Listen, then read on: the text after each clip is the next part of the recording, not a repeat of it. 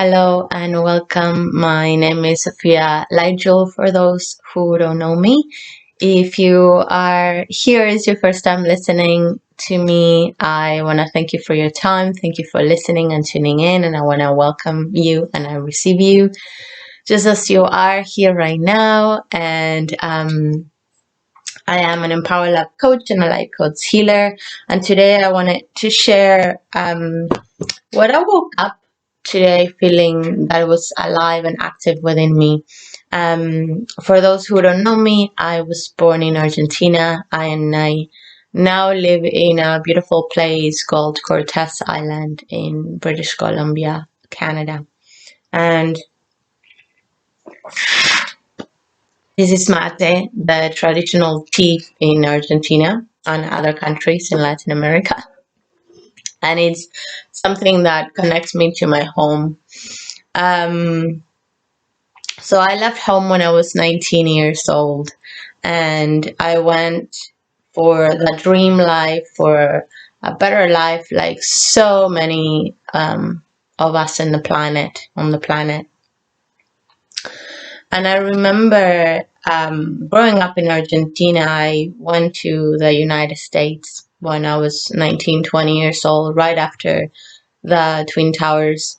And I remember growing up in Argentina, the United States was a country that I grew up with usually negative connotation because of the impact in our life and in our economy and so on. And so anyways, I moved there and it was I was following the dream, and the dream of the American dream of freedom, of a better life and so on. And I followed that and I did that. And it was absolutely amazing. I'm so grateful to have those experiences, to have had the opportunity to truly open myself up to a different way of living, to different cultures, to a different land, to a different lifestyle, and all the treasures that come from living in the States. And the United States, it's really dear to me, and I hold that country close to my heart because of everything that it has given me. And I learn about order. I learned that, there's a schedule for buses and the buses come. I learned that things work, that you don't have to wait in line, that you don't have to ask for things 1,000 times, that it's not about the law of the jungle. Like I was all these little things that I grew up with, and all these cultural paradigms and conditionings.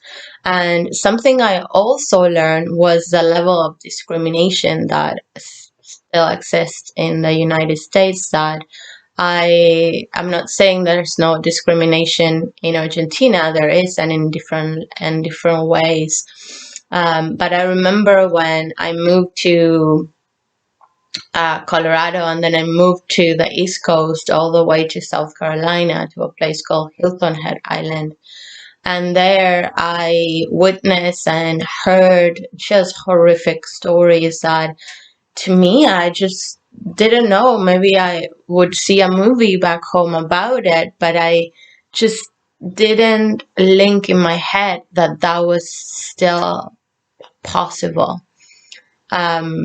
in this stage in this era, in this time, and so after 2 years of living and working in the States, I remember the first year when I just landed, a poem got published in the local newspaper in Colorado, in Avon, Colorado, where I lived.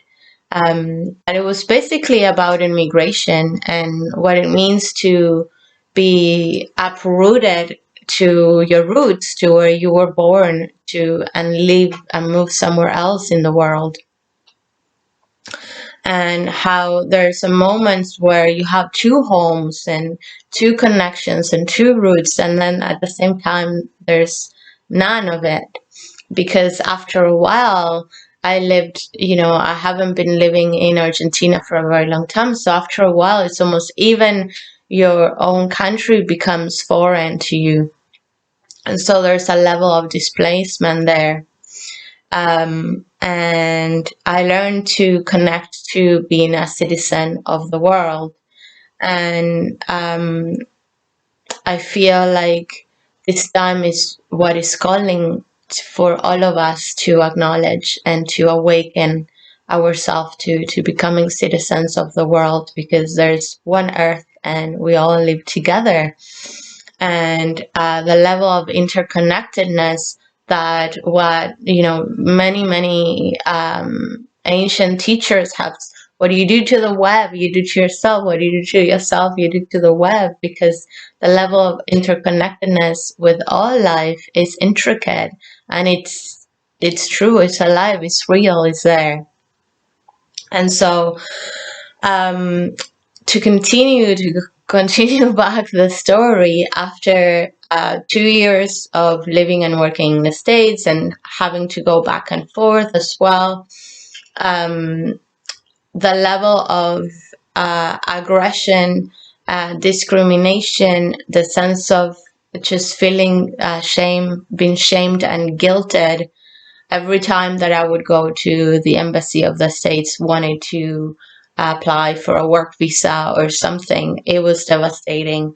Every time I went in, I left the place crying and feeling so low about myself. And I remember, why am I doing this? Like, this doesn't make any sense. And so I, after a few months, maybe it was like, 6 months, within a year, I ended up moving to Canada. And Canada was a place that wasn't in my radar. I never, ever heard of Canada before. So it was really a truly magical experience. And when I moved to Canada, I was really excited because I began to learn about a new level of order. I began to learn about the devotion to the earth and sustainability and ecology and all the things that were alive within me. I always have love for nature and for animals, and I got into cooking because of that love that I could see in the food. There's the taste of the land, and each culture, depending on the food that they have, is a taste of the land. And so I began to volunteer and become part of sustainable movements about in support of the earth. And I learned a lot. And at this time, I feel that just as I left Argentina and moved to the States in that search of that dream and that betterment of lifestyle, nowadays I just found myself asking, what are we doing? What are we doing? The level of oppression, the level of control, the level of just it doesn't make sense to me. And I been in Canada for many years now. I can see the differences in cultures between the Argentinian culture and the Canadian culture. That growing up back home, I experienced a lot of things that perhaps people that grew up here have not experienced. And yet it's that overprotective parent, that overprotection, it's a way of an aggression and violence in a different way. Sometimes one can actually be physical abusive or through words, and sometimes through repression as well. And so I'm just at this point of feeling the level of repression right now. It's really concerning to me, and it takes me to a place of what happened? Who are we? Who have we become? I had the gift to be in Argentina for when the pandemic kind of exploded in the year of 2020. And I was in southern Argentina, in Patagonia, in the middle of the mountains and forest, and in a place where there's still pure water running through the rivers. And I have the gift to experience that and be there. And I now have the gift to be in a place and live in a place here in Canada that is the same. There's still a purity in nature and the landscape that I live in and we live in, or we could live in. And I remember witnessing so many things that also opened my eyes and created perspective, because there was in the experience of how coho salmon that is actually escapes from the salmon farms in the coast of Chile, that they go in search of their home, that it's in it within their own system. And so they go in search of the rivers, and they swim upstream. Coho salmon is not native to Argentina, Patagonia at all. And so I remember seeing through those rivers that contain that pure water and seeing salmons running upstream looking for the place where they've come from. And they don't. They go upstream, they reach a lake, or, they die somewhere. They never reach home because that's not their home. And there's this whole system, because I would witness how my neighbors and the locals, they were so amazed. Oh my God, there's salmon, and they would go fishing this fish that is overstressed, is at the verge of death, and there's not that connection to the land. So coming back to this love of like the dishes that you see in a culture is in direct relationship to a story, a folklore of the land and the ecosystem, and that balance in the ecosystem of the land. We have really managed to destroy that. And so just seeing the locals, and I remember I was a neighbor. My neighbor was this beautiful man that really belonged to the forest. He just has become the forest. And him and I remember sharing and telling the stories. And it's like, please don't eat this animal. Don't eat this salmon. No. And besides, too, what has happened is that the coho salmon is a very aggressive animal. So the trout that is local to Argentina, to Patagonia, is almost completely gone. And so the locals were trying to fish this salmon that is, if you're from Canada, if you have seen and experienced the salmon run, it's a ritual. It's a ritual. It's a sacred moment. Salmon is the nourishment of the earth here in British Columbia.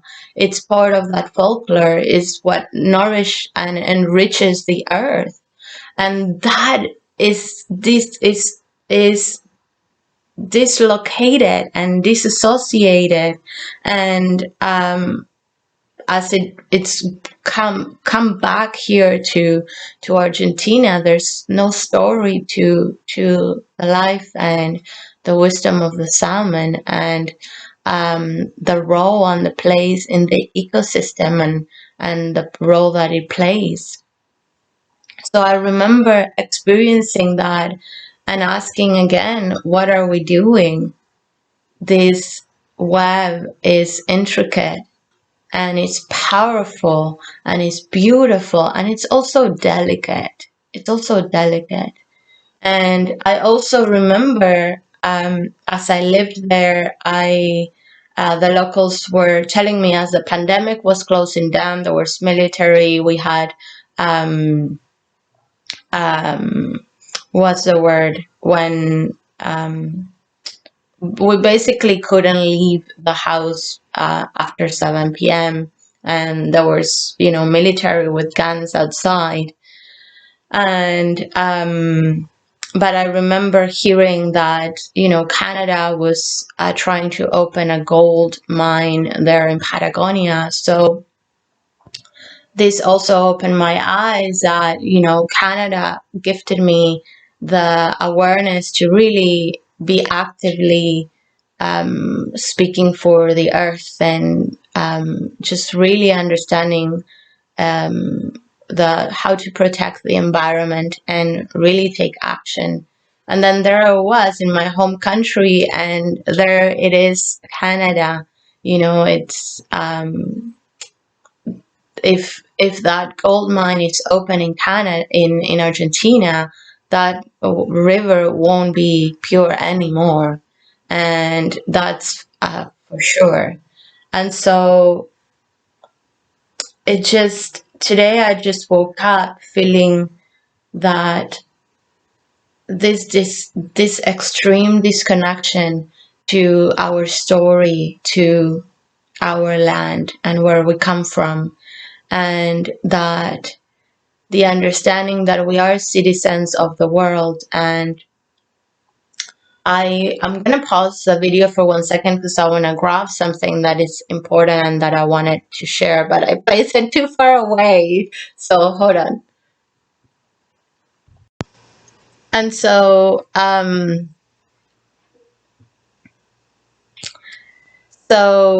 this sense of it's imminent right now for us to return to the wisdom of the earth and the wisdom of the heart. We have an opportunity, and we have been having an opportunity because crisis and chaos is a new order. That chaos is natural process of transformation. If you look the process of in earth, everywhere in earth, when after winter, the spring, it's really messy as the ice is melting down until the full bloom of spring and then summer.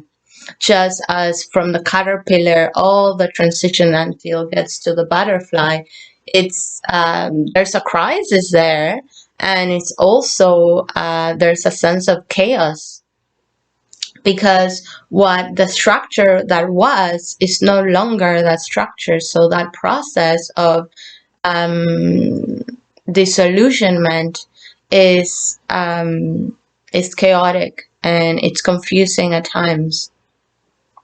And it's an opportunity of new choices and opportunities for growth and expanding the level of consciousness. And the level of consciousness is so important because I remember I think it was 2018, that I went back to Argentina for a few months, and I remember that I saw that we're starting to implement the sorting of garbage, but because in Argentina they don't sort garbage, everything goes to the same bin, and my body goes through excruciating pain every time I go back home and I go to houses and see that. But this time, 2018, I remember I went back home and I saw the division of all, that were starting to implement it. And I remember going to the local municipality and talking to the man there. And, the way they implemented was it failed.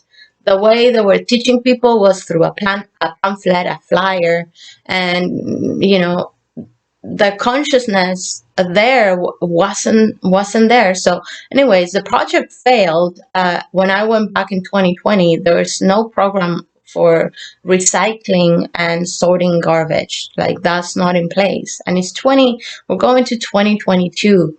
There are certain things that I'm calling all the innovators, I'm calling all the people within power, that within in the creative fields that of innovating things. I feel like wrapping food with plastic is like shouldn't even be our reality anymore. And so, so many questions like, okay, what would have happened? What would be the future or the reality of the world of planet Earth if we actually follow the laws of Tesla? And where would we be today? And so crisis creates an opportunity for growth and evolution. And this is our opportunity. And it's at the level of choice within you. And so I, I sometimes imagine, a world where even Europe united because of the economy, but they united, and they united their money as well. And I often feel about what would happen if the whole of America became one, because it is one land, and it is one whole global entity, planet Earth. And I remember I saw a ceremony in BC, in British Columbia, a few years ago now. I was teaching a workshop. It was a festival, and I had the beautiful gift to see two tribes come together.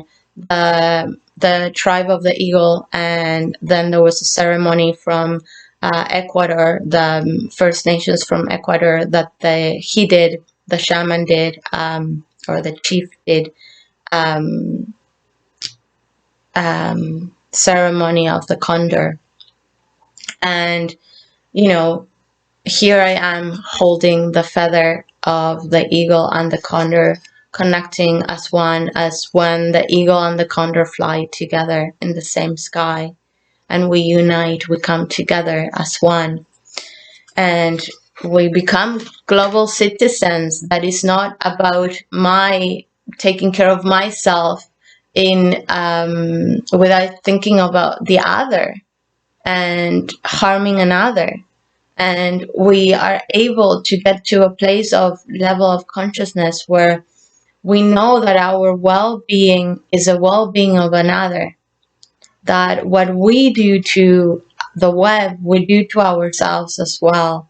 Just because it's far away in distance, a harm that you're doing won't affect you in the long run. It will. And so I guess the purpose of here is just to ask and to bring the questions of, what are we doing? Who have we become? And who are we becoming? And now this opportunity, life is giving us this opportunity to reassess, to reevaluate our actions, our beliefs, how we feel towards one another and life itself and the earth itself. Planet Earth is a magnificent, magical place. It's a gift to be here. It's a gift to be here. And we have everything within us. I remember reading The Way of the Wizard by Deepak Chopra, and Merlin says the whole universe is in the first spoonful. In the first spoon, everything is there, and everything is within us. It's about coming together. Just this year of 2022, if you haven't had the opportunity to look at the 2022 light wave, that it's an overall energy briefing, I share that 2022 is a year of unity, of love and cooperation, to create harmony and balance, not only in your life, but in the world as well. And it all begins with you. It begins with us. It begins here, right now, not tomorrow. It begins today. Thank you very much for taking the time to listen. Bye-bye. And so to finish, on January 18th, I'll be doing what is called the Council of All Beings, and I'll be joining forces and working in collaboration with cosmic throat singer Matthew Cosell, and he's a beautiful, beautiful man, human being, and potent. His music and his sound is potent, healing, and truly amazing. And we are joining forces again because we have been doing this work together throughout this year, 2021, the beginning of 2021. And I was deeply called to, it truly feels like it is the time now to return to the wisdom of the earth, the wisdom of the heart, and to acknowledge the true belonging within ourselves in our life, and come together in love and collaboration and unity with oneself, one another, and the planet. And it all begins with us, because it all begins in your internal landscape. When you find cohesiveness and harmony and order in your inner landscape, that ultimately is translated in the reality of your experience, therefore in your world. And so I was deeply called to bring the Council of All Beings again. And this time on January 18th, we'll be connecting with Matthew Cassell and with you, opening a space of sacred ceremony where Matthew will lead us in a sound healing journey, where you will have the gift to connect with a life form from the earth and speak from the perspective of this life form, and share the wisdom of this life form. And why I was called to bring this is because as you connect and as you speak through the energy of this life form, because we're all interconnected with one another, we all come from the one source. Once you connect, you begin to shift your perception. Your perception shifts, and therefore your level of consciousness also shifts. And so in this transformation, in this internal shift, you begin to move from a different place, because the observer within you begins to transform. As the observer begins to transform, you begin to experience life in a different way. And so your actions and your attitudes and your behaviors and your way of being transforms with you. And it ripples throughout your life and throughout the world. So I invite you to join us in ceremony at the Council of Beings and Sound Healing Journey on January 18th, the first full moon of the year, at 7 p.m. till 9:30 p.m. Pacific time. And I'll leave all the details below. Thank you for listening, and I'm looking forward to meeting you and connecting with you. And this is a way that we can also be of service to yourself, to one another, and the planet. Bye-bye.